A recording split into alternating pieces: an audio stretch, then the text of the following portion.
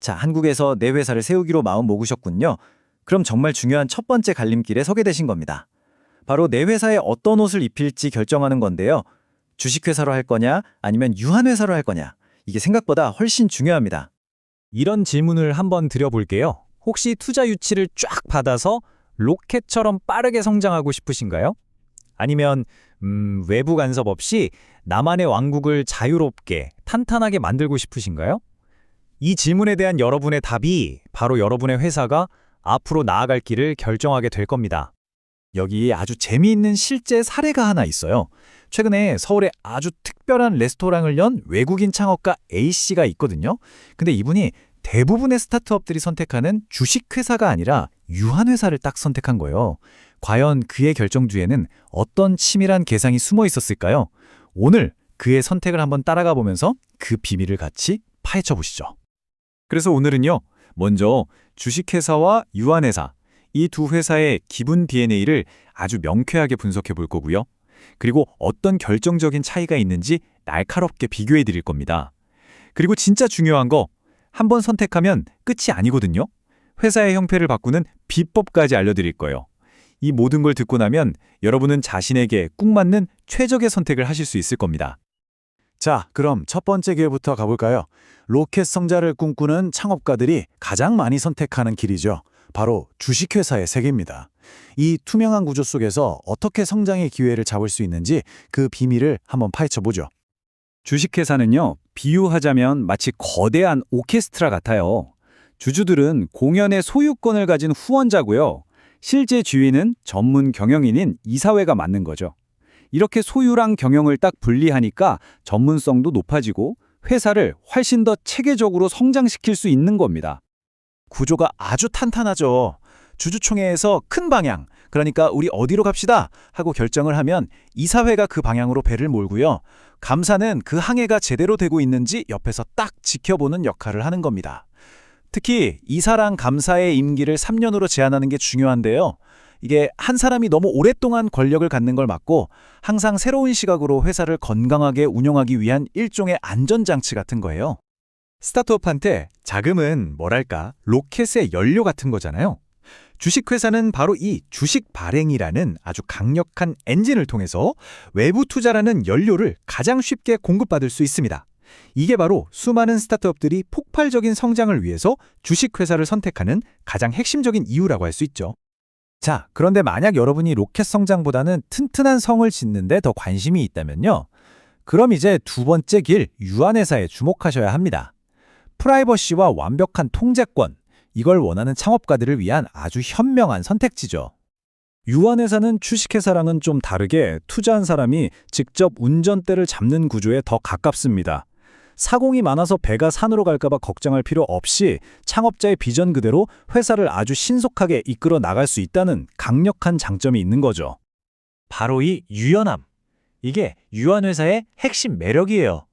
이사 임기 제한도 없고 감사가 필수가 아니라는 건 불필요한 절차를 확 줄이고 사업 본질에만 집중할 수 있다는 뜻이거든요. 특히 정관, 그러니까 우리 회사의 규칙을 통해서 외부인이 함부로 우리 회사에 들어올 수 없도록 지분 양도를 막을 수 있다는 점, 이거 정말 중요합니다.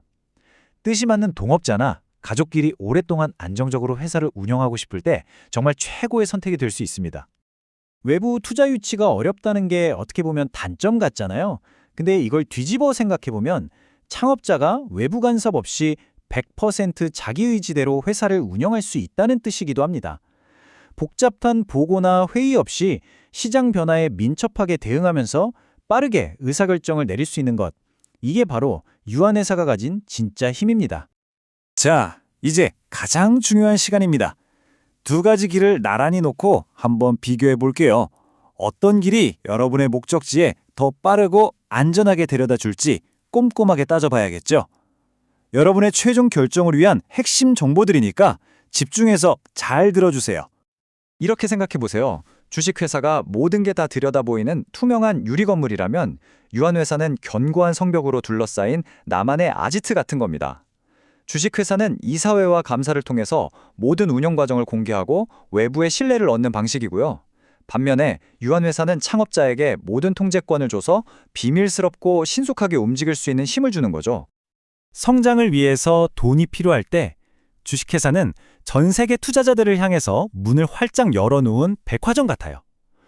반면에 유한회사는 정말 꼭 필요한 사람에게만 열어지는 비밀스러운 금고 같다고 할 수 있죠. 여러분은 많은 사람들의 도움을 받아서 빠르게 성장하고 싶으세요? 아니면 스스로의 힘으로 단단하게 성장하고 싶으세요? 자, 이 표를 보시면 두 선택의 길이 얼마나 다른지 한눈에 딱 들어오죠? 만약 여러분의 사업 계획서에 투자 유치랑 빠른 성장이라는 단어가 가장 많이 나온다면 주식회사가 정답에 가깝습니다. 하지만 안정성, 통제권, 자율성 이런 게 더 중요하다면 유한회사가 여러분을 위한 길이 될 거예요.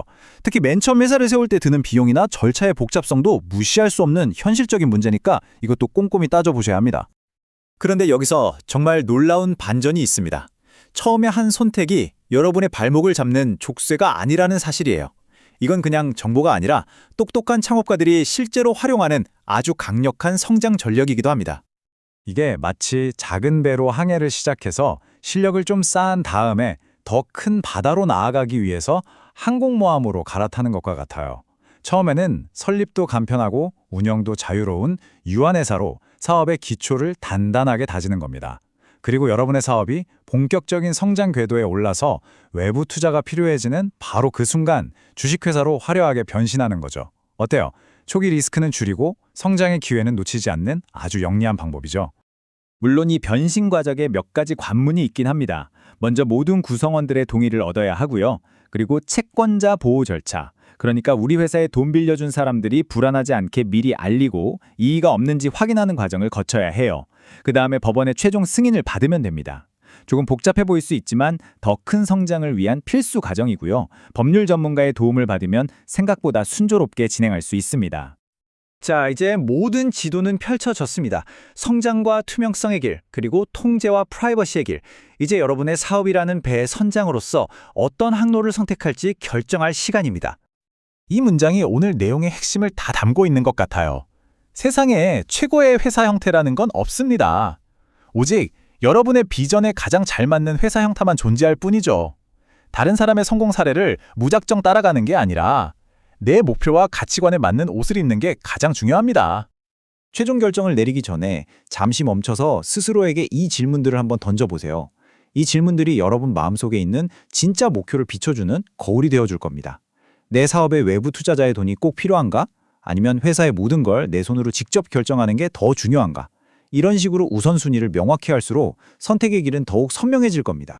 오늘 우리는 성장의 날개를 달아주는 주식회사, 그리고 튼튼한 뿌리를 내리게 하는 유한회사라는 두 가지 강력한 도구를 살펴봤습니다. 이제 선택은 여러분의 몫입니다. 여러분이 꿈꾸는 성공의 모습은 어떤 건가요? 그 꿈을 현실로 만들어줄 가장 완벽한 청사진을 지금 한번 그려보세요. 여러분의 위대한 첫걸음을 진심으로 응원하겠습니다.